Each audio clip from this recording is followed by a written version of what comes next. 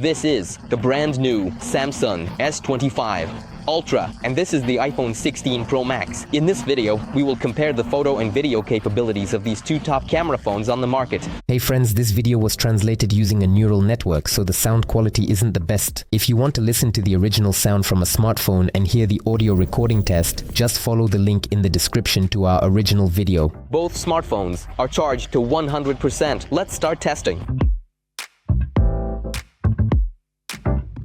Friends, well, our first test. Traditionally, it's the front camera on both smartphones. Samsung S25 Ultra, 4K 60 frames per second in iPhone. 16 Pro Max, 4K 60 frames per second.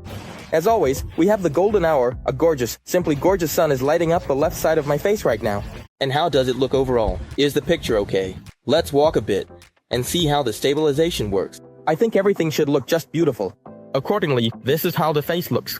Now I've turned off the effects and accordingly, we're getting a picture without any effects. Both Samsung 25 Ultra and iPhone 16 Pro Max. This is how it looks. What can I say about the front camera? Everything here is traditional. Samsung's video is more saturated and darker, while the iPhone's frame is paler with its signature sandy tones. In terms of image quality, there's no noticeable difference yet. As for the specifications, the front camera in the new model is the same as the previous generation, 12MP. With an f2.2 aperture. The iPhone has 12MP and an f1.9 aperture. With stabilization, both smartphones perform about the same. However, the difference in video has become more noticeable here. The iPhone sky is overexposed, and the skin tone is very pale. Whereas with Samsung, the sky is clearly visible, and there are no such issues with the skin.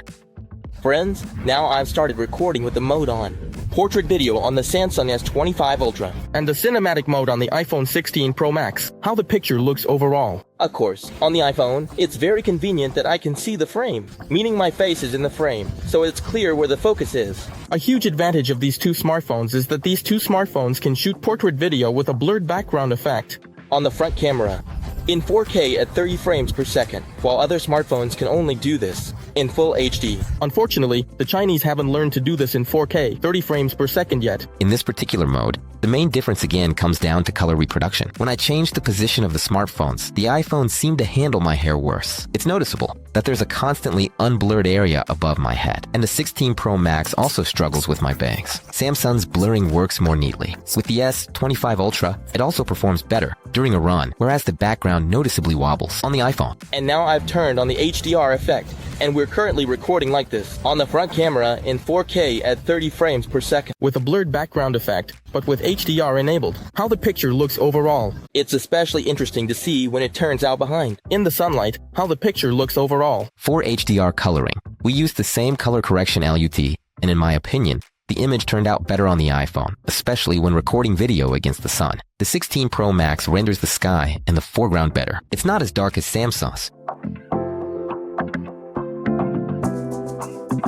We're testing video recording on the main camera block. I don't see any significant difference. The main difference is again in color reproduction, and that's a matter of taste.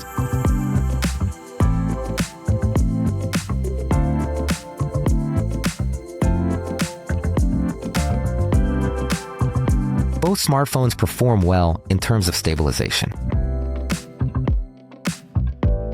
And now we're filming with the ultra-wide lens, filming myself in 4K at 60 frames per second with HDR turned off. Actually, the iPhone's ultra-wide lens captures a bit wider. It has 0.5x, while the Samsung S25 Ultra only has 0.6x. How does it look if you film yourself against the backlight? The sun is shining strongly, again, which smartphone performs better? When filming myself with the ultra-wide, again, I only note a difference in color reproduction. I can only praise the iPhone for the fact that the face isn't as dark as on the Samsung. However, I actually prefer the skin tone on the S25 Ultra. By the way, during a run, Samsung performs better than the iPhone. This is more noticeable when I switch the tripod and change the position of the smartphones. The background shakes more on the 16 Pro Max. Switching to the main lens. Here, once again, the quality is evident. I have no questions about the video.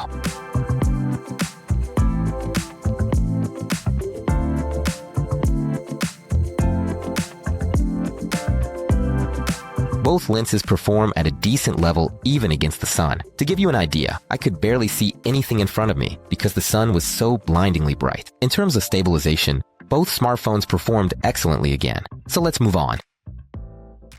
Accordingly, how does the picture look overall? Is everything okay? Can you see me well? I think that shooting with the wide-angle lens on the main camera block should ideally give the most beautiful and pleasant picture. Now everything should be. It just looks gorgeous. By the way, the sun is behind me right now. Gets the lenses. It's intriguing how our smartphone performs. How face visible, HDR is turned on. As for shooting myself with the main lens, I prefer the image from the iPhone. It has a nicer skin tone, the face is well lit, and the sky is more saturated. It's hard to judge the handling of backlighting here. With the Samsung, the sun hits directly into the lens, which is not the case with the iPhone. Stabilization works excellently on both again. No complaints here. And we're filming everything around at 2x. Here the iPhone has the video quality better. We're looking at the cars, tiles, and with the Samsung, we observe chromatic aberration in the frame. It doesn't look very good. The stabilization worked better, specifically on the Samsung, while on the iPhone, the video shakes with every step.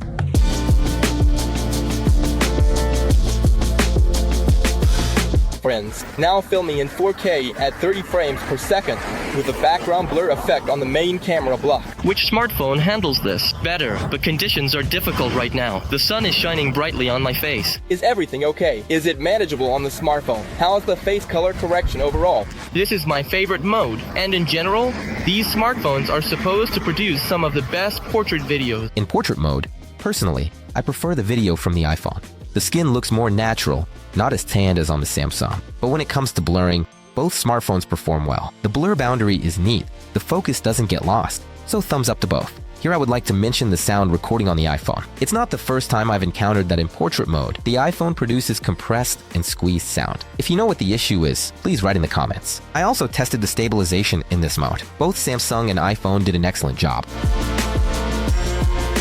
And now I set it to 4K at 30 frames per second and turn on HDR. Because the sun is bright and illuminates the face well. Is everything okay? Does my face look good? How does the background look with the HDR effect, meaning the maximum dynamic range? Is there really a difference between shooting with HDR effect and without HDR effect? I personally like portrait video in HDR on both Samsung and iPhone. Again, the main difference is in color reproduction and skin tone. Here, you should choose what you personally prefer more. The blur works great, and the stabilization is also commendable on both devices. And now for the most challenging test, which the Samsung S25 Ultra couldn't handle. Tracking around a person.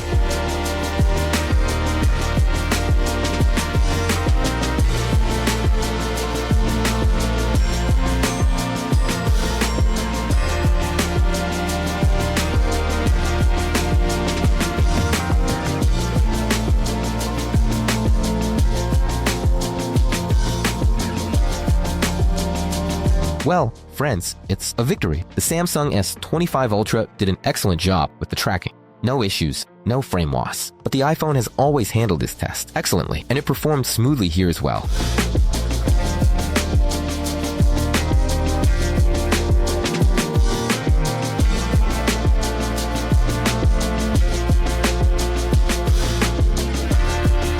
If we compare the HDR and SDR images, the result is slightly different here. The sky is rendered better in HDR, it's more saturated, and the skin tone is more natural. Both images are good, and how best to shoot ultimately depends on your goal. But I can say that in this scenario, HDR is not necessary unless you plan to color grade these shots in post-production. Friends, let's see how the smartphones record video with maximum stabilization. It's important to note that with this type of shooting, our resolution decreases. The video goes from 4K to 2.8K on both smartphones. Let's start with the ultra-wide lens. And here, both Samsung and iPhone produce simply perfect shots. However, when I started shaking the smartphones more vigorously from side to side, the iPhone performed better. The main lens maintained stabilization equally well on both smartphones, no matter how hard I try to shake them.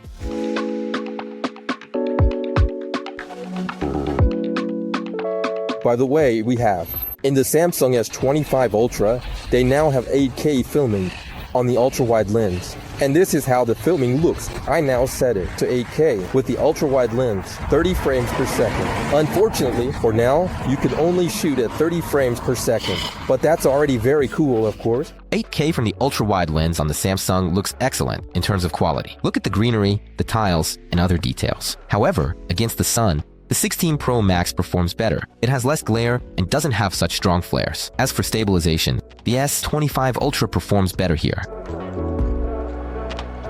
On the Samsung S25 Ultra, 8K, 30 frames second, ultra-wide-angle lens. On the iPhone 16 Pro Max, I also enabled 4K at 30 frames per second with... I like those pictures more, especially now during the golden hour. We have a gorgeous sunset. When filming yourself, again, a higher level of detail is noticeable. Pictures with Samsung. Look at the face, the hair, the grass. But once again, the iPhone handled the backlight better. Testing stabilization, and once again, the S25 Ultra keeps the video steadier. Shooting 8K on the main lens.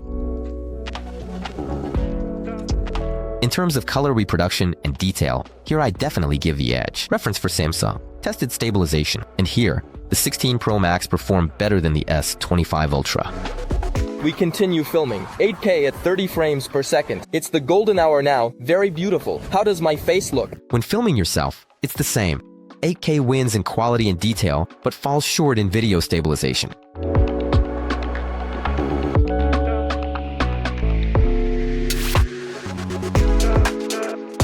Friends, what do we have in professional mode? Video recording on Samsung. We can change the ISO, shutter speed, change the exposure from -4 to +4 stops of exposure, which is, of course, very, very cool. Next, we have focus.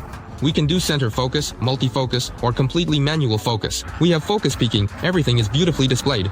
In this regard, everything is extremely convenient. Next, we have white balance. We can also change the white balance here from super cold 10,000 Kelvin to 2,300. So again, if we don't need it, we press here for automatic mode, and everything resets. In general, the image looks good. We can also change different lenses. Ultra wide angle. This is wide angle. This is our telephoto lens. And this is our super telephoto 5X. Well, the image looks as good as possible. We can also enable HDR, disable HDR, but I would probably keep HDR enabled in this mode. We also have the option to shoot in log mode. And in general, you can color grade the image very flexibly later, which is also very convenient. We can also choose the microphone direction. The front microphone is selected, so that I can be heard as clearly as possible and the sound around isn't recorded. We can also enable the rear microphone. For example, if you're filming someone and the person is speaking, it's better to use the rear microphone.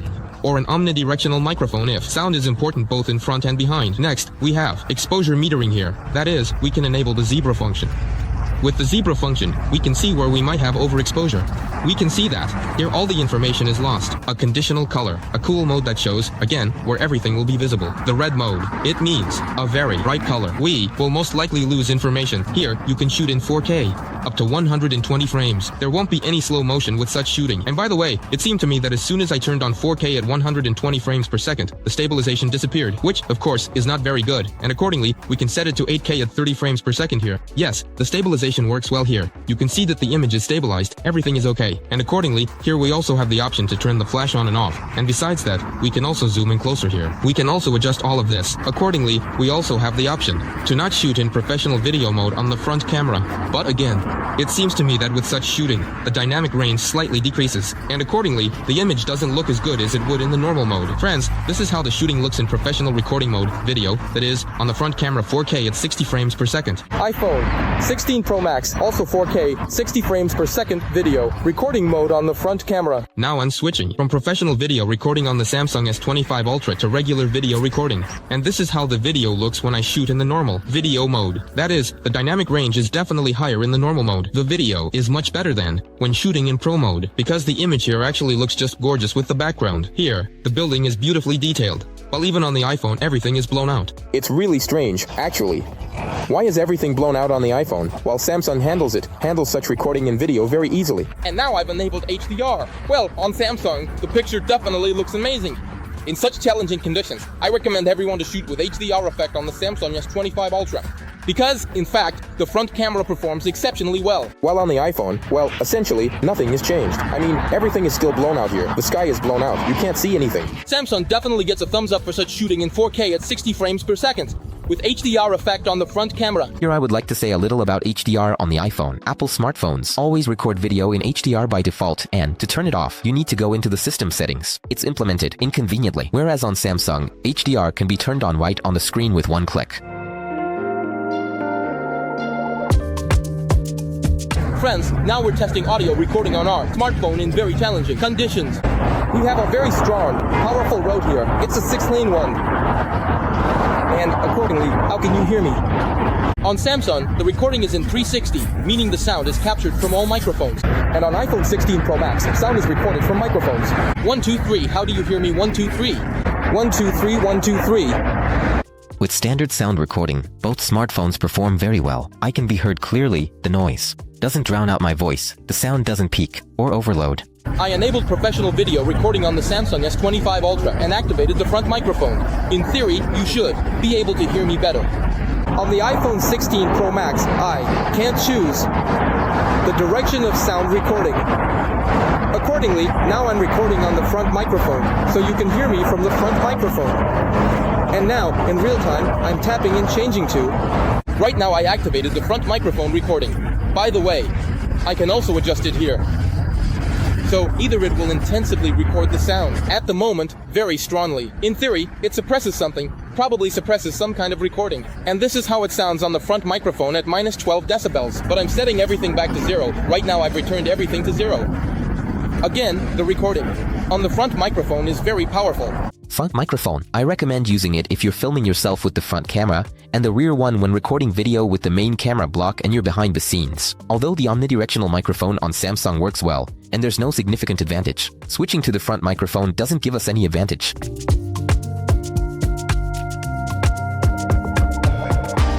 Friends, now let's see how smoothly the transition goes between lenses on the Samsung S25 Ultra. Let's go. So, it turns out, I'm now transitioning from the ultra-wide-angle lens to the wide-angle lens. Well, the transition is almost seamless, so it's really very good. Next, now we're transitioning from 2x to 3x, but again I see the transition, but it's almost unnoticeable. The white balance doesn't change during this. At 3x, we transition to 5x, and here, again, the difference in transition is almost invisible. That is, yes, you can feel a bit of an exposure jump, but not so much that it's really noticeable. So in this regard, everything looks as smooth as possible so far. So now let's see how this happens on the iPhone 16 Pro Max. There's a transition from the ultra-wide to the main lens. Well, it turns out to be quite smooth, similar to how it is on the Samsung. Next, we have a transition from the wide-angle lens to the telephoto lens. And here you can see the stitching, it's visible. But again, in terms of white balance, everything seems fine, no issues. Now, about the lenses. All cameras, except for the ultra-wide, have been upgraded to the new model from the S24 Ultra. The ultra-wide, on the new device from the Koreans, has a 50-megapixel module, Samsung with an f1.9 aperture, compared to the 12-megapixel ultra-wide, with an f2.2 aperture. From last year's model, the main lens remains the same, a 200-megapixel sensor with an f1.7 aperture, and two telephoto lenses at 10 and 50 megapixels. One is responsible for 3x zoom, the other for 5x. The iPhone 16 Pro Max is equipped with a 48-megapixel main camera with an f1.8 aperture, a 48-megapixel ultra-wide with an aperture f2.2, and a 12-megapixel telephoto with an f2.8 aperture. Now, with all this information in mind, let's move on to the video zoom test. On the ultra-wide, there's no significant difference in detail, but Samsung immediately showed chromatic aberration. On the main lens, it's the same, the quality is similar, but with the 25 Ultra, we again observe color distortions. At 2x zoom, both smartphones use the digital zoom of the main lens. Here again, the result is almost identical, but Samsung still has the same color issue. 3x zoom, Samsung's is optical, and it's noticeable. The detail is higher than in the video from the iPhone. However, the S25 Ultra also has more noise. At 5x zoom, both smartphones use optical zoom, but here Samsung provides a clearer and more readable image, and even such fine distant text. We can read it, whereas the iPhone struggles with this. Starting from 10x zoom, Samsung leads due to higher clarity and better processing. The video is free from noise and distortions.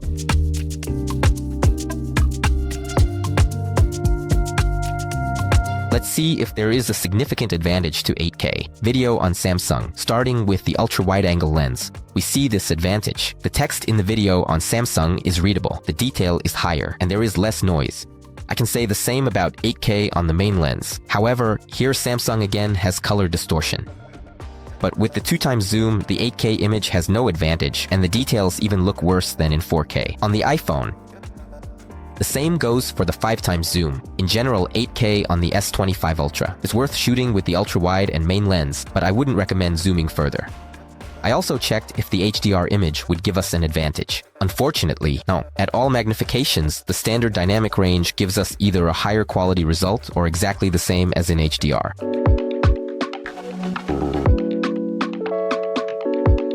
Friends, Friends, we are now continuing to test our smartphones, and right now we are shooting in 4K at 60 frames per second, in very challenging conditions, with the sun shining strongly from behind. How does my face look? Right now, HDR is turned off on both smartphones. On the iPhone, it's quite difficult to do this. You need to go into the settings. On Samsung, it's done easily, just by clicking one button right on the screen. How do I look okay? I'm stepping the frame. I like that on the iPhone 16 Pro Max, the face is more illuminated when shooting against the sun, sky and water. On the iPhone, they look more saturated, which I personally like. Friends, I have now enabled HDR mode on both smartphones, which means the maximum dynamic range. How my face look?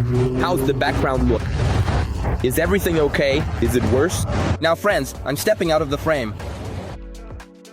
We colored them the same. The results turned out different. Samsung's tones are warmer, and the image itself is paler and lighter. I'll praise the iPhone again for the less overexposed foreground and for the more saturated colors. The image is bright, contrasty, and vibrant. If we compare HDR and SDR on Samsung, HDR video definitely looks better, due to greater contrast, saturation, and more even exposure in the foreground and background. We are now continuing to shoot in HDR on the Samsung. On the iPhone 16 Pro Max, I've now set it to 4K at 30 frames per second and enabled ProRes RAW HDR. Raw processing on the iPhone. We colored it the same way as regular HDR, and the result turned out even better. The image is even more interesting, more contrasty, and more saturated, both compared to Samsung and to regular HDR on the iPhone itself. If you need to achieve the maximum dynamic range and get the best quality even in challenging conditions, then using raw processing is definitely worth it. And the last mode, the coolest mode. Finally, the Samsung S25 Ultra has this amazing mode called the logarithmic profile. Now you can easily shoot any video in log, and this is how it looks. 4K, 60 frames per second, logarithmic profile on the Samsung S25 Ultra. Logarithmic profile in ProRes RAW, iPhone 16 Pro Max. 4K, 30. Shooting at 60 frames per second in this profile can't be done. Logarithmic profile. We colored it using the official LUTs from Samsung and Apple. Nothing was manually adjusted. And here, again, I prefer the video from the iPhone. The image is brighter, more saturated, more contrasty, and, in my opinion, more interesting. If you compare logarithmic video to regular video, it looks dark. Here, I even prefer the SDR video more. Surely, a more interesting result can be achieved, but we specifically used the official LUT with color correction without changes. If we make the same comparison with iPhone files, then it's the opposite here. The logarithmic video looks better. The foreground is well lit here. I am more visible. The face is not as dark. A more accurate white balance. Again, I will say that shooting raw video on the iPhone is a great option even in challenging conditions, but we will also see how it performs at night.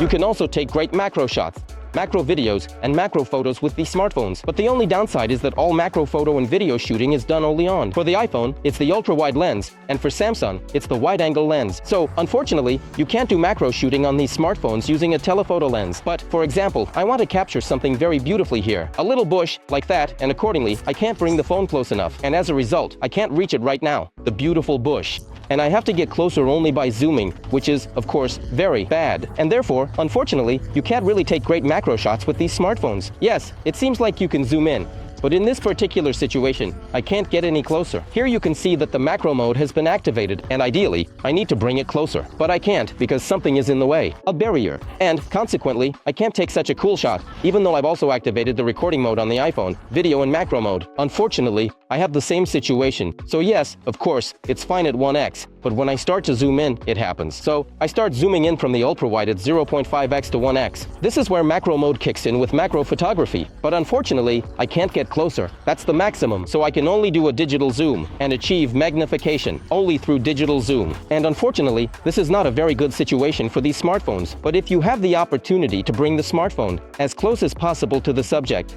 you can get quite decent results. I wouldn't recommend zooming beyond 3 times magnification, as the result is quite weak.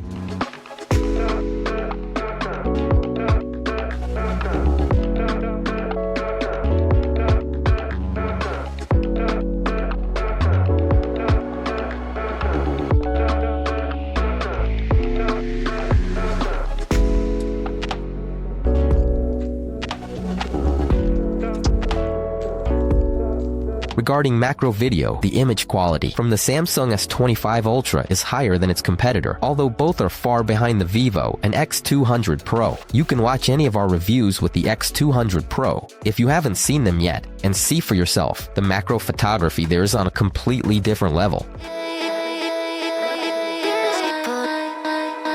Both smartphones can shoot slow-motion video at 120 frames per second in 4K, and for now, I definitely wouldn't recommend shooting slow-motion in motion on the S25 Ultra, as Samsung's result looks like jelly, whereas the iPhone stabilizes the video very well. By the way, it's noticeable that the iPhone's video is larger in scale. Apparently, part of the frame is cropped due to stronger digital stabilization. In a static scenario, both results look great.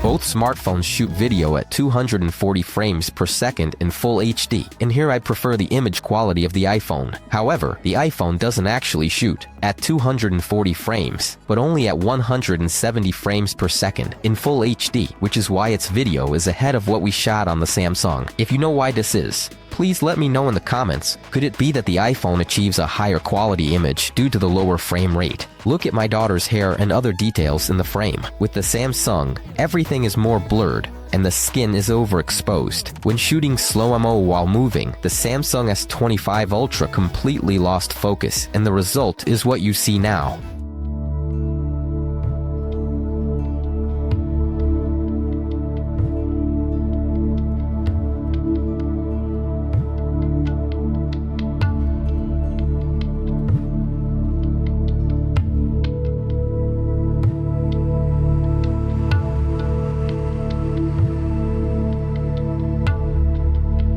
Samsung S25 Ultra shoots time-lapse in 4K, while the iPhone 16 Pro Max only in full HD. This is disappointing in 2025, although I can't say there's any significant difference between the two time-lapse to the naked eye. The detail is similar, and the handling of backlighting is as well, and both smartphones equally suffer from exposure jumps. Another common problem is that both smartphones do not turn off the screen while recording time-lapse. I shot these time-lapse for several hours, and it used up about 40% of the battery charge.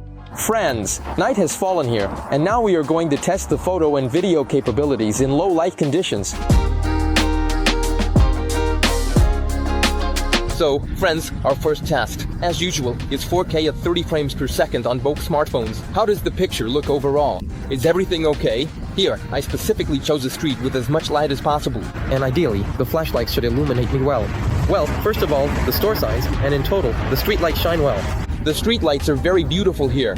Ideally, I should be clearly visible. 4K, 30 frames per second on both smartphones with HDR turned off. I always say that shooting with the front camera in low light isn't worth it. The quality turns out weak even when there's enough light around, but still a bit better. Samsung did a good job. I like its colors more, and its detail is slightly higher. You can even see this by looking at my jacket. I also tested shooting at 60 frames per second. The color rendering changed significantly, and a lot of noise appeared. Personally, I think the color rendering looks better at 60 FPS, but the quality is still better at 30 frames per second. Friends, and now I have turned on 4K at 60 frames per second and enabled HDR, and I chose the brightest street. There's really a lot of light here. Everything is well lit. Everything looks beautiful. I think the picture should be absolutely amazing. Now I have turned on the cinematic mode with the background blur effect, and ideally, everything should look even beautifully. Right now, specifically here, we're filming against the backdrop of the signs. How does the cinematic effect work overall? But I see that, of course, on the iPhone, the picture seems nicer to me, and by the way, when I approach the streetlight, Samsung also looks pretty good. In portrait mode, the result was also weak. In both videos, there's a noticeable trail blurring around my face and hair. The algorithms aren't handling it well. At the same time, the face doesn't look very good. On both smartphones, Samsung made the face very dark and noisy. And on the iPhone, it's kind of blurred, smoothed out, completely lacking in detail. This is how the picture looks. If we enable HDR on the Samsung S25 Ultra, I have the blur set to 5. The higher this value, the more blur there is. With the iPhone, it's the opposite. The smaller the aperture value, the more blur there is. Right now, it's set to f2.8. It turns out that this is the situation we have, but it seems to me that, again, the picture on the iPhone still looks better. When shooting portrait video in HDR, the situation didn't change at all. so I have nothing to add here. Let's move on. Moving to the main camera block, we're shooting on ultra-wide at 30 frames per second.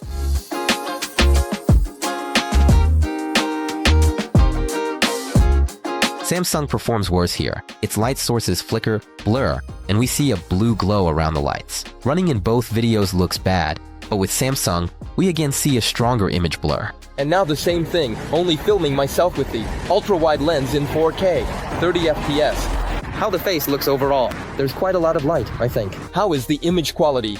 With such 4K shooting, 30 frames per second HDR is off. When filming yourself, the situation is the same as when filming everything around. With Samsung, we observe image blur even while walking. However, the face is more detailed, and other details look better too. On the other hand, the skin tone is nicer on the iPhone, while on the S25 Ultra, the skin appears dark and noisy. Both smartphones handle running poorly again, the background jerks. And with Samsung, it also blurs. And now filming in 4K, 30 frames per second on the main camera block, that is, lens 1X. And how's the picture?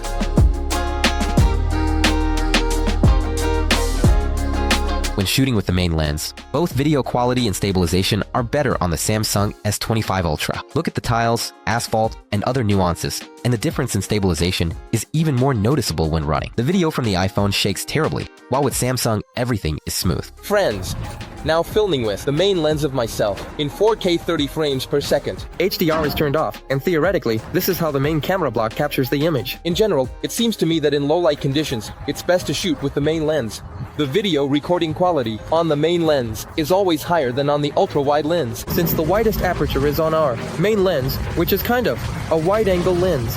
On the iPhone, the skin looks better, although in some places it's too pale. As for stabilization, when filming myself, it works quite similarly and holds up well. I tested shooting at 2x. The video quality dropped on both smartphones. Personally, I prefer the color reproduction on Samsung. On the iPhone, the image became cold, not very appealing. With the stabilization of the S25 Ultra, it also performed better than its competitor and, in the end, deserves a like. I also tested all the lenses in low light at 60 frames per second. What can I say? On the ultra-wide lens, when shooting at 60 frames per second, the white balance noticeably changes. The colors become yellower, and the face darker and redder. Video stabilization also improves, and there's not as much blurring of images and light sources. Therefore, for shooting in low light, I recommend choosing 60 frames per second on the ultra-wide lens. When shooting with the main lens, 60 frames per second doesn't provide any advantages. The white balance changes slightly, but not as much as with the ultra-wide lens. At 2x zoom, there's no difference in color reproduction at all. Stabilization becomes slightly worse, but the difference is minimal. In conclusion, I can say that 60 frames per second in low light on the Samsung S25 Ultra is quite a viable option, which is sometimes even better than shooting at 30 frames per second. And this is how the recording looks in 8K, at 30 frames per second using the ultra-wide lens. Meanwhile, on the iPhone 16 Pro Max, we have 4K, 30 frames per second. Samsung's 8K video turns out weak, even worse than iPhone's 4K. The image is unclear, blurry, and there's no visible advantage in detail. The stabilization worked poorly, just like on the 16 Pro Max. Friends, this is how the image looks when shooting in 8K at 30 frames per second with the main lens on a Samsung. And 4K, 30 frames per second on the iPhone 16 Pro Max. When shooting at 1x, there's no particular advantage to 8K video either. The image is dark, noisy, and the detail is weak. As for stabilization, Samsung again performed better than iPhone.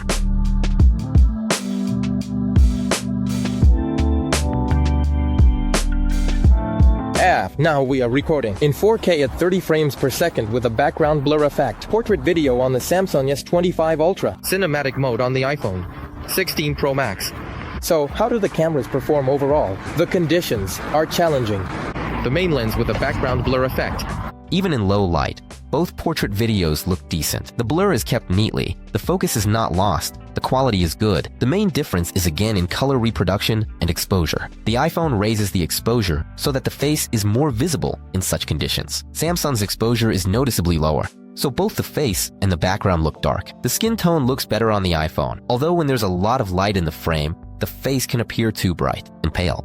Overall, there are many nuances here, but the stabilization works quite similarly and keeps the image quite well. So, friends, now I have specifically moved to a spot where I am well lit. The face is the focus and we're testing it. Now, with the background blur effect turned off and on. Now I will turn it on. Interestingly, with direct lighting from a sign, the face on the iPhone appeared darker and more saturated than on the Samsung. On the S25 Ultra, the skin looks too pale. And now I have turned it on and am waiting. Accordingly, on Samsung, this is done very easily with one click. On iPhone, you need to switch to camera settings, again inconvenient. But this is how the image looks in HDR when we shoot with the background blur effect. In HDR, the image is 4K at 30 frames per second. Smartphones do this very well. Shooting in 4K at 30 frames per second with the ultra-wide lens. With HDR turned off, this is how my face looks. This is how the background looks in the frame. Now I am stepping out of the frame and let's see how it looks. Overall, the image on the ultra-wide lens in 4K, 30 frames per second. The video in standard dynamic range turns out weak. Light sources look bad. The road sign is overexposed, as are other signs in the background. Now shooting in 4K, 30 frames per second with the HDR effect. On both smartphones, the ultra-wide lens, how I am seen. In HDR on the Samsung, the picture got better, the skin tone is more pleasant, not as saturated and orange, closer to natural. The road sign is less overexposed, and the streetlights are more visible. On the iPhone, on the contrary, the skin became more yellow and saturated, and there are no improvements in lighting and signs. Samsung S25 Ultra, 4K 60 frames per second, main lens, HDR. iPhone 16 Pro Max. The main lens is 4K at 60 frames per second. When shooting with the main lens on the Samsung, HDR doesn't give us any advantage. The streetlights and signs are still overexposed. The skin tone became more natural, but it's too pale, as is the entire video overall. On the iPhone, there are no visible improvements either. The picture became yellow. There are no changes in light sources, except maybe the sky is a little darker. Overall, in low light conditions, HDR doesn't really help us much. The exception is the ultra-wide lens on the Samsung. And now we are shooting with the ultra-wide lens. 30 frames per second, logarithmic profile. iPhone 16 Pro Max, ultra-wide lens, shooting in 4K, 30 frames per second, ProRes RAW. For coloring the logarithmic profile, we are using the official LUTs again. The result is weak on both smartphones. When compared to standard video on the Samsung, we see a very significant loss of quality. Both the foreground and the background look better and more detailed specifically in SDR. Things have only gotten worse with light sources as well. The logarithmic profile on the iPhone also looks bad. The image has become very noisy, and we don't see any improvement in handling light sources and signs. Let's see how the logarithms perform on the main lens. On Samsung, the skin tone and overall foreground look better in logarithms. However, things have only gotten worse with the highlights. The situation is similar with the iPhone. Now I have enabled 8K on the Samsung S25 Ultra, logarithmic profile of the ultra-wide lens, 30 frames per second. Unfortunately, the Samsung S25 Ultra cannot shoot 8K video in HDR. When shooting in logarithmic 8K on Samsung, the result didn't get any better. The video is just as blurry as in 4K. Even on the iPhone, the result is more detailed despite the noise. Here for comparison are regular 8K in SDR. Such video looks much better and higher quality, and the colors in SDR are deeper with less noise. We see the same thing on the main lens. Still, for now, shooting video in logarithms on smartphones, lighting deficiencies, I wouldn't recommend it.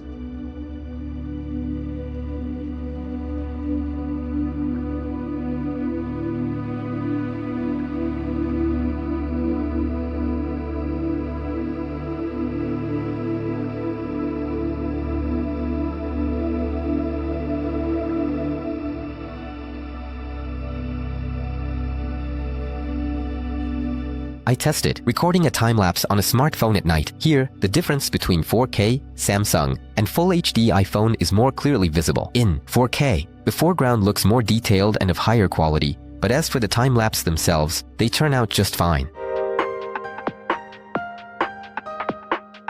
Let's look at the quality of video zoom in low lighting. On the ultra-wide, everything looks very similar in terms of detail. However, on the iPhone, we observe color distortion in the details. Samsung has it too, but it's not as strong. The main 1x lens, again, shows very similar results, except the iPhone handled the overexposed showcase a bit better. At 2x zoom, there are no noticeable differences between the videos. At 3x, some difference starts to appear. Here, Samsung's telephoto lens is working, and because of it, the video quality is higher than on the iPhone. However, Samsung also has more noise. 5x zoom, both smartphones activate their telephoto lenses. The S25 Ultra has higher sharpness and detail readability, but more noise than the iPhone. At 15x zoom, Samsung performs a little better. Here, we can at least make out the silhouettes of the sides, unlike with the 16 Pro Max. And at 20x zoom, the S25 Ultra's result is still better than the iPhone's at 15x. I also tried zooming in 8K on the Samsung. Here, it's the same situation as with daytime shooting. On the ultra-wide and main lens, the video looks better than 4K on the iPhone. But if we want to zoom in further, the image becomes blurry. Once again, we confirm that zooming in 8K is not worth it. We're done with the video tests. Let's move on to photos.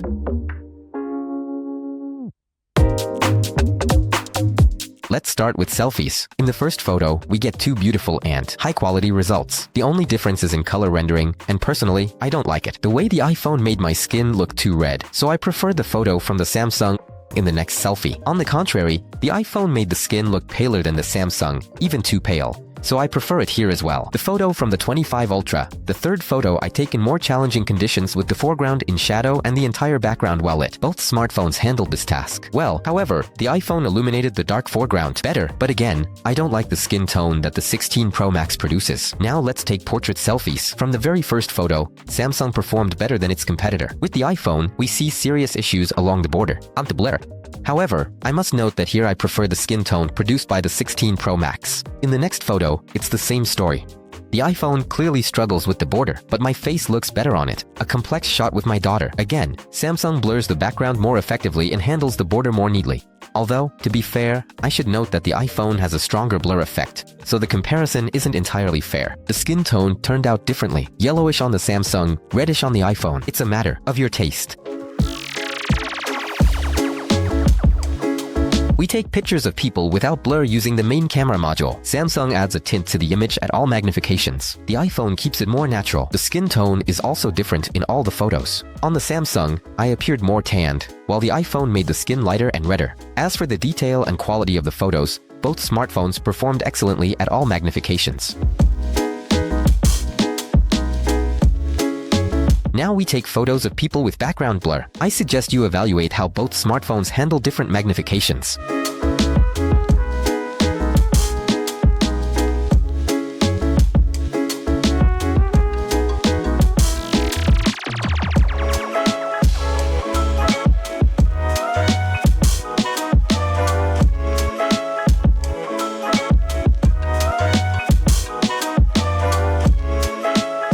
On one hand, I like the richness of Samsung. On the other hand, the iPhone highlights the foreground nicely, emphasizing the person in the frame. And with the Kintone 16 Pro Max, it also turns out more pleasing to my taste. Both smartphones handle the blur quite well, but if you look closely, you can notice small flaws at the blur edges on some close-ups with both.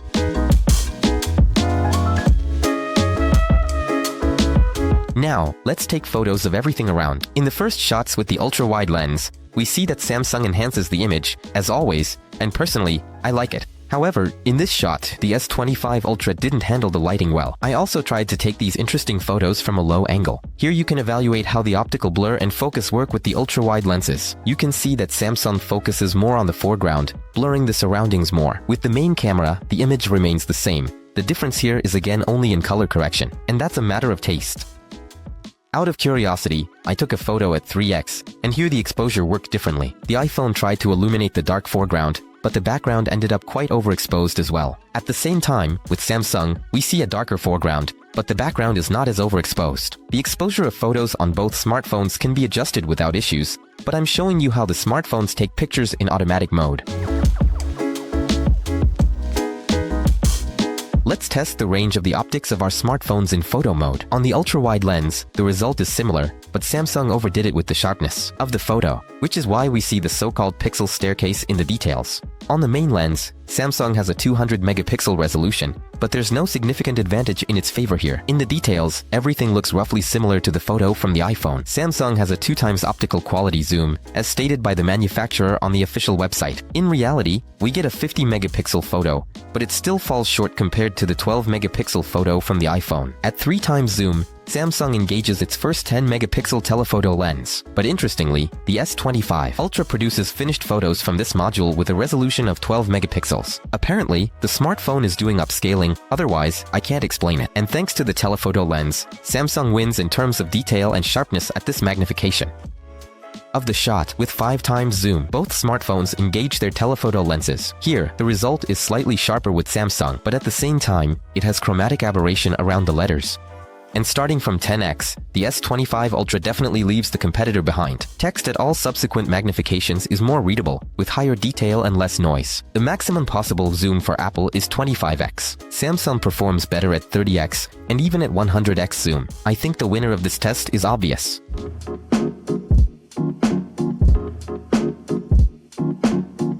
In this test, as usual, we check how smartphones handle portrait mode with thin objects. For example, with a spoon, fork, or straw. In the first photo, the spoon with Samsung almost completely disappears, while with the iPhone it is fully visible. The same goes for the next one. Again, with the S25 Ultra, the spoon becomes wireless. The iPhone also makes mistakes and sometimes blurs the spoon in the frame, but Samsung performs noticeably worse in this test.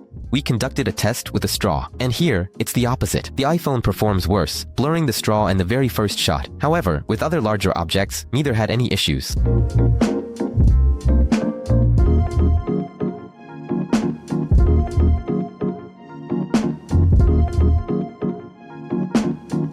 Let's move on to something tasty. Samsung has a dedicated mode for food photography, unlike the iPhone. And this mode really works as it should. The photos look much more appetizing and colorful than those from the iPhone. The Apple device suggests taking food photos in portrait or macro mode and quite often misses the focus.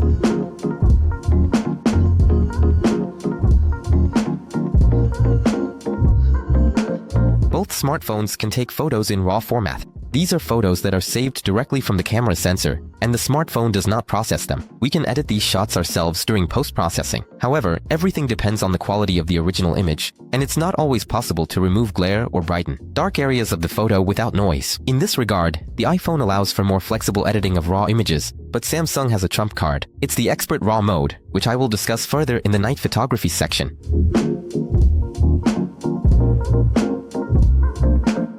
The light is fading, and we're taking selfies after sunset. The first photos turned out sad on both front cameras. The quality is poor, faces are blurry and noisy. I can only note that the S25 Ultra captured the sunset sky in the background better, while the iPhone overexposed it. In the second selfie, Samsung already achieved a fairly good result. Of course, the noise is still noticeable, but overall the selfie quality is pleasant, unlike the selfie from the iPhone. It seems like it can't focus on my face in such conditions. There's no sharpness or detail. The face looks blurry. In the next selfie, we see the same thing. Here again, I give my light to Samsung. In the first night selfie, Samsung achieves a better result. Sharpness and detail. The quality of the photo is significantly higher, and there is less noise in the frame. However, I prefer the skin tone on the iPhone. While on the Samsung, the face turned out yellowish and quite pale. And selfie number 2. Here, the result is similar. I have nothing to add. Let's move on to portrait selfies and start with photos at dusk. Due to the different degrees of background blur, the comparison is not very relevant. Because the stronger the blur, the harder it is for the smartphone to handle the blur boundary. Nevertheless, both smartphones manage the blur well, but the photo quality turned out poor for both. The S25 Ultra has a lot of noise in the photos, while the iPhone lacks any facial detail. It's as if a makeup effect was applied, like in the photos from Vivo. And if you have to choose between the two, the result from Samsung is still better. Now, for portrait selfies in the dark. Here again, Samsung impresses with higher detail and quality, so I definitely give it my thumbs up. And the skin tone on the iPhone this time is very unnatural. The face is too red. However, in the next photo, the skin color is more similar. Yet again, Samsung performs better in terms of quality. Sharpness and detail are higher, with less noise. So when it comes to selfies in low light, the S25 Ultra definitely surpasses the iPhone 16 Pro Max.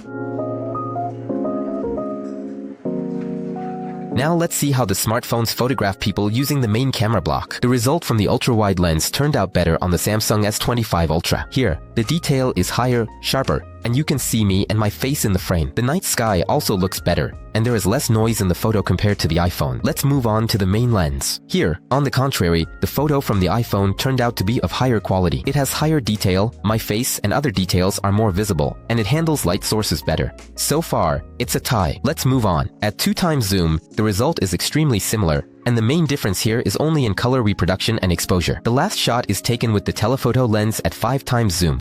And here too, it's a tie. Again, the difference is only in color reproduction, and it's up to you to decide which looks better.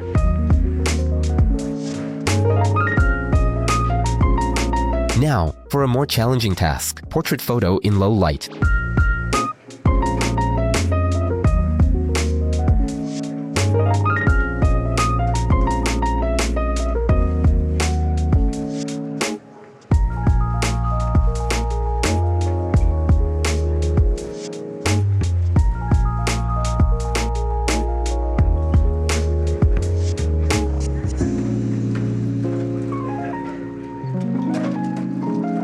In the photo with the main lens, Samsung definitely produced a better result. Higher image quality, less noise, better skin tone, and more pleasant color reproduction. However, at 2x zoom, the S25 Ultra showed noise. The iPhone's photo is of higher quality, but I still don't like the skin tone. At 3x and 5x zoom, Samsung again performs better in terms of detail. As for the blur, both smartphones performed well at all magnifications, without significant issues at the edges.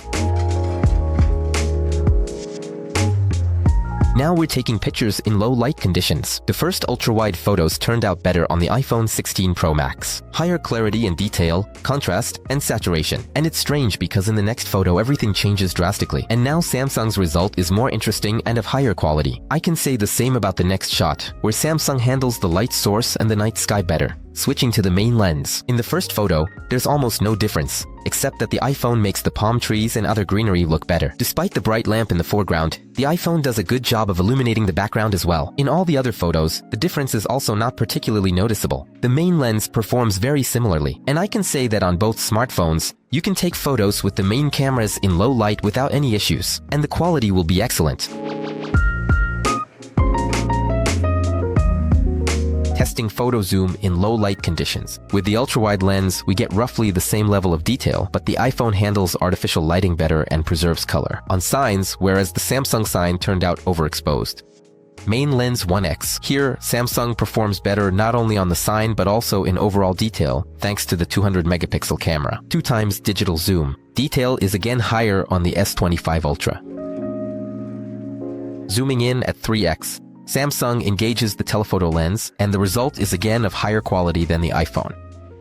5x zoom, both smartphones activate their telephoto lenses. The result is very similar, but the iPhone has slightly lower sharpness and a bit more noise. However, upon closer inspection, you can notice that the 16 Pro Max better preserves texture. The palm tree trunk, whereas on the Samsung it's not visible. Overall, the result is ambiguous, but starting from 10x zoom and up to the maximum zoom, the S25 Ultra leaves the iPhone with no chance. At all magnifications, Samsung has higher detail and less noise, even at 100x zoom.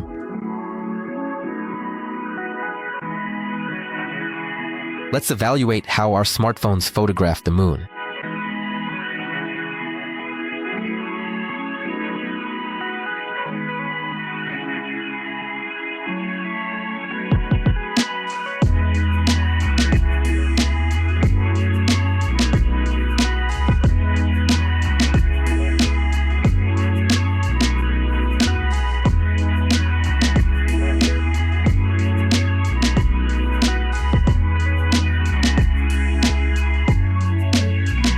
On the Samsung, the moon appears starting from 30x zoom. On the iPhone, no matter how hard I tried, I couldn't take a photo of the moon. I changed magnifications, exposure, shutter speed, but nothing helped. At the same time, on the Samsung, we can get such stunning photos, up to 100x zoom, for which I confidently give it a thumbs up.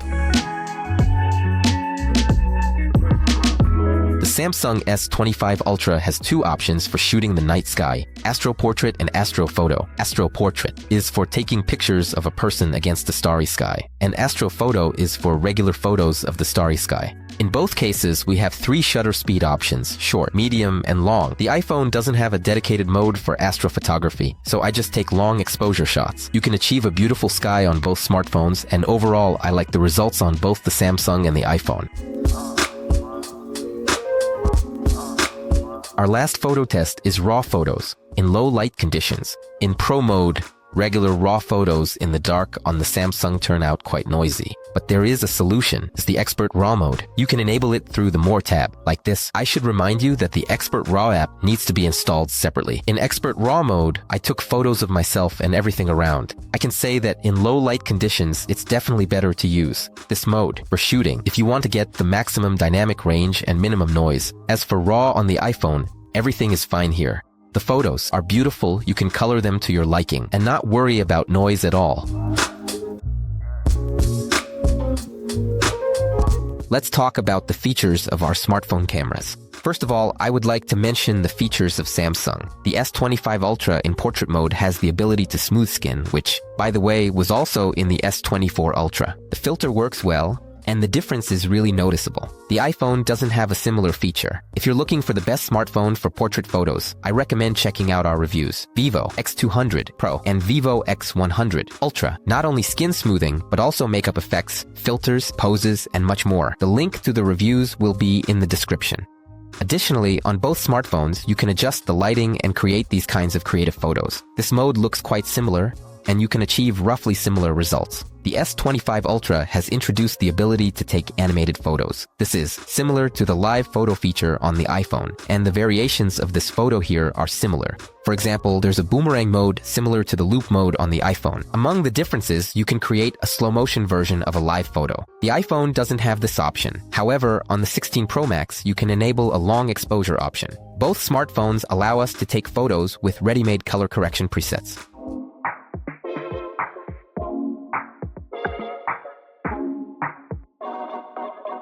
Friends, also, as per your requests, we are testing the upload. Photos. On the Instagram, I can note that photos from Samsung and photos from iPhone have become more saturated than the original shots. However, when uploading photos from the iPhone, the skin tone became darker and more tanned than on the S25 Ultra.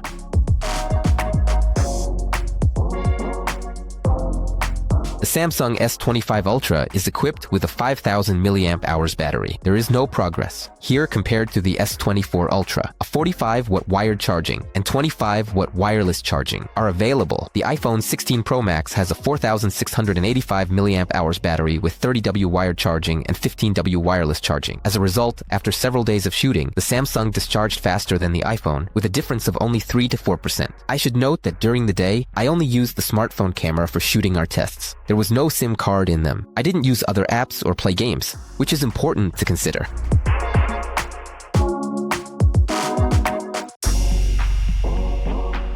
The Samsung Galaxy S25 Ultra is equipped with the Qualcomm Snapdragon 8 Elite for Galaxy processor. The iPhone 16 Pro Max is equipped with the proprietary Apple A18 Pro chip. I conduct measurements in 2 benchmarks, Antutu and Geekbench. In Antutu, the Samsung S25 Ultra scored more points, but this test is not entirely relevant. This is because the app versions of these tests on the smartphones are different, which means the metrics may vary. So, let's move on to Geekbench. In the GPU test, the iPhone scores almost twice as many points as the Samsung, and the 16 Pro Max completed the test significantly faster. The situation is unusual in the processor test. In the single-core test, the iPhone scores more points, while in the multi-core test, it's the Samsung. If you know why this happened, let us know in the comments.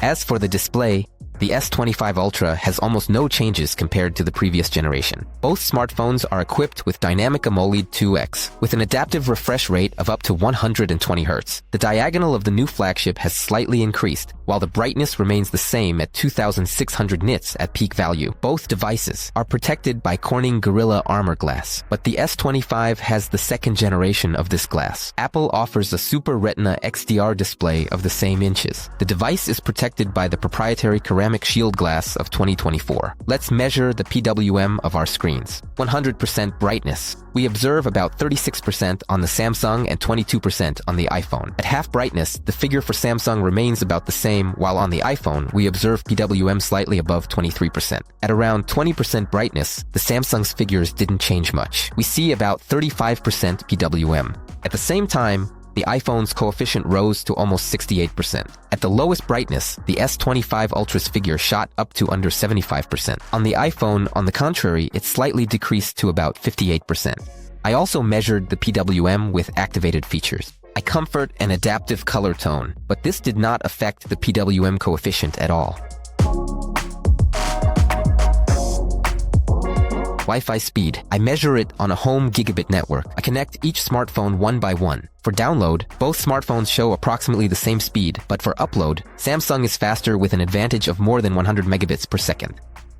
I tested mobile connectivity with a Spanish movie star SIM card, as my family and I are currently in Spain. For G network, let's look at the speed. The download speed was identical again, but the upload was faster. The S25 Ultra had an advantage of almost 50 megabits per second.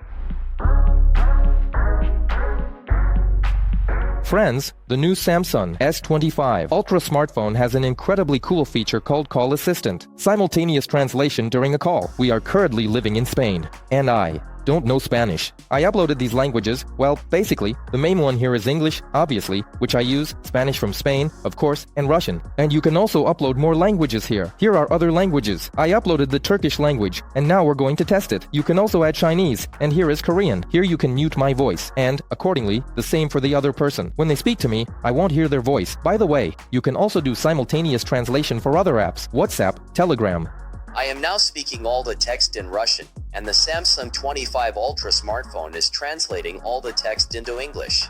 While the call assistant still has some errors, I'm still thrilled with this feature. Besides this feature, Samsung has introduced a writing assistant that not only checks spelling, but also helps you work conveniently with any text on your smartphone. You can summarize, structure the text, translate, or find response options for a message or email. Overall, it's a very useful and versatile feature. There's a similar assistant for your notes, which helps structure, style, and customize them to your needs. There is transcription for voice messages and calls, as well as an assistant for working with websites that can translate the site, summarize large amounts of information, and read it aloud. There is a built-in speech translator for live communication. Essentially, it's the same as what's been available in Google Translate for a long time. However, here there's a direct translation feature with the ability to listen to it in real time through Galaxy Buds headphones. The drawing assistant will help you transform sketches, ideas, and drafts into various images. For parents, it's an absolutely great thing. My kids just love this feature and are constantly drawing something. There is also sound processing in recorded videos, which in theory should effectively distinguish sound from noise and improve speech quality. AI is used in Samsung to adjust smartphone wallpapers according to weather conditions and time of day. The latest feature is My Day, which compiles a summary of the day's smartphone usage. AI has also been added to the photo editing mode. Here, you can create an avatar from your photo in different styles. Honestly, it didn't turn out to look much like me. What do you think? You can also erase and add objects to photos. In Eraser mode, the function works perfectly, accurately recognizing objects, and very neatly removing them from the frame. The iPhone has a similar object removal feature. Let's test it on the same photo. To see which smartphone performs better, I'm removing the same objects, and we see that the iPhone struggles more with complex areas. It just ends up with a blurred section of the photo, whereas Samsung tries to redraw the erased areas more realistically. Another plus for Samsung, I give points for the object redrawing feature. The iPhone doesn't have such a feature. Friends, let me make an important note. All AI features on Samsung are available not only on the new generation smartphones, but also on previous models, including the S23 generation, as well as on the Samsung Galaxy Z Fold, starting from the 5th generation. By the way, considering that Samsung runs on Android, the free AI assistant from Google, Gemini, is available here. And I'll tell you, Siri on the iPhone is nowhere near as useful and smart. Of course, you can connect ChatGPT to your iPhone, but I'll remind you that it has a paid subscription. This smartphone, the Samsung S25 Ultra, with 1 terabyte. In such a luxurious, beautiful emerald color, I bought on the official Samsung website. I pre-ordered it. This 1 terabyte smartphone cost me 1,421 euros. There was a great promotion when you buy on the official website. If you register on this site for the first time, you can get a discount. I actually did it and got a discount. I bought 2 smartphones at once, Samsung S25 Ultra, in this color. And I also got the Samsung S25, which we will definitely review in upcoming videos. The only downside is that this smartphone was delivered to me only on February 5th, while on February 4th, any smartphone from Samsung could be bought in a regular store. This is, of course, an epic fail. In the future, I probably won't pre-order on the official website anymore, but will do it through other services. Well, friends, as usual, let's talk about the advantages of the new Samsung S25 Ultra. The first and main change in the camera is the new ultra-wide at 50 megapixels, which did not disappoint me. The second advantage is 8K video recording on the ultra-wide lens, as well as 50 megapixel photos, again on this ultra-wide lens. Another plus is the excellent portrait video. Finally, Samsung has made portrait video on par with Apple. The focus was constantly lost on the Samsung S24 Ultra, and there was a constant loss of frames. Here, portrait shooting works perfectly, 100%. Friends, the fourth advantage of the Samsung S25 Ultra is log shooting. Previously, on the Samsung S24 Ultra, shooting in a logarithmic profile was impossible. When it comes to video and photo shooting, the Samsung S25 Ultra is in no way inferior to its American competitor. On the contrary, it performed even better in many tests. It has excellent shooting quality with both the front and main cameras, 8K. On the ultra-wide and main lens, 4K time-lapse, high-quality video zoom, great sound recording, and good stabilization. As for photos, Samsung probably surpasses the competitor in every aspect. The photos, whether taken with the front or main camera, in my opinion, turned out better in almost all tests with the S25 Ultra. Another definite advantage is the presence of a good zoom with 100x magnification, whereas the 16 Pro Max is limited to only 25x zoom. And since we're talking about zoom, I would also highlight the amazing moonshots. Another advantage regarding the camera is convenience. For example, you can set up the photo to be taken with a palm gesture, or you can set a timer for the shot, which will work every time you want to take a photo. And this timer will only be active on the camera where you set it, whether it's the front camera or the main camera unit. On the iPhone, setting the timer is inconvenient as it requires several clicks in the settings and applies to all cameras at once. If you need it on the front camera but not on the main camera unit, you'll have to do it manually. You'll have to turn it on and off each time. And unfortunately, the iPhone doesn't have photo capture by gesture or smile. You can take a photo remotely via Siri or Apple Watch. Not always convenient.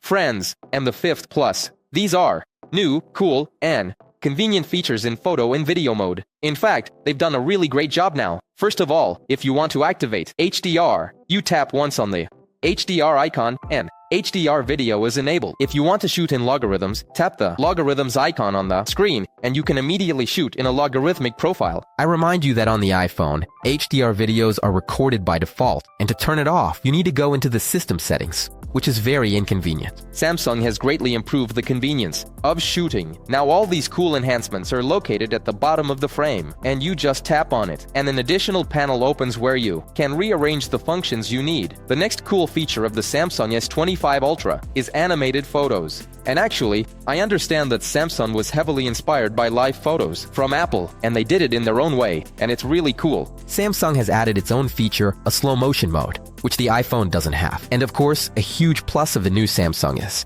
its features. Their quantity and quality never cease to delight me. And indeed, this smartphone is currently the best on the market among all the smartphones I'd used in terms of AI. In the S25 Ultra, neural networks are not just a gimmick, but full-fledged assistants for all sorts of tasks. I was particularly impressed by the call translation feature, and my family and I will definitely be using it regularly on our travels. What drawbacks would I highlight for the Samsung S25 Ultra? Well, the first drawback is probably that Samsung only changed the ultra-wide lens this year. I am really hoping that Samsung, like Vivo, will equip their smartphones with a 200-megapixel telephoto lens. As for the drawbacks of the camera, I would point out the very poor stabilization. When shooting slow motion in motion, the iPhone currently handles such videos better. The weak RAW photos in Pro mode are also disappointing. So for high-quality RAW photos, I recommend using only Expert RAW. And despite Samsung doing well with portrait photos, our spoon fork test, it failed. The second drawback is the screen. The screen on the Samsung itself is excellent. It's bright and vibrant, and even on a sunny day, everything is visible on it. However, the PWM ratio remains excessively high. Chinese smartphones, on the other hand, are very pleasing with their low PWM and the ability to further reduce it through display settings. The next drawback is that Samsung kept the same 5,000 mAh battery in this smartphone. Unfortunately, that's a bit too little. This smartphone discharged at about the same rate as the iPhone 16 Pro Max. Also, the charging speed of the S25 Ultra is worse than Chinese phones. The next drawback is that the stylus has been significantly simplified compared to the Samsung S24 Ultra. Now, it doesn't work via Bluetooth. You can only draw with it. My family and I went to a cafe, and I gave my daughter the stylus to draw. And it was very strange that in the middle of the screen, for some reason, the stylus wouldn't draw. Honestly, I didn't understand what the problem was, because when I got home, everything worked fine. But why my daughter couldn't draw properly on this smartphone at the cafe, I honestly didn't understand. Maybe it's some issue with the stylus, or there was something wrong with the screen. Friends, if you also have a Samsung S25 Ultra, be sure to write in the comments how the new stylus works with your smartphone. Friends, and the main question, would I buy a brand new one for myself now? Samsung S25 Ultra. And my answer is definitely yes. Samsung is just surging ahead. With these new features, I think Apple really needs to think hard and look at what their competitors are doing right now. And the main question, which smartphone would I personally choose from these two top flagships on the market? And my answer is definitely Samsung S25 Ultra. I believe that in terms of overall smartphone performance, this is currently the best smartphone on the market. Friends, if you find this video helpful, be sure to like, subscribe to the channel, and write in the comments which smartphone you would choose. And goodbye everyone.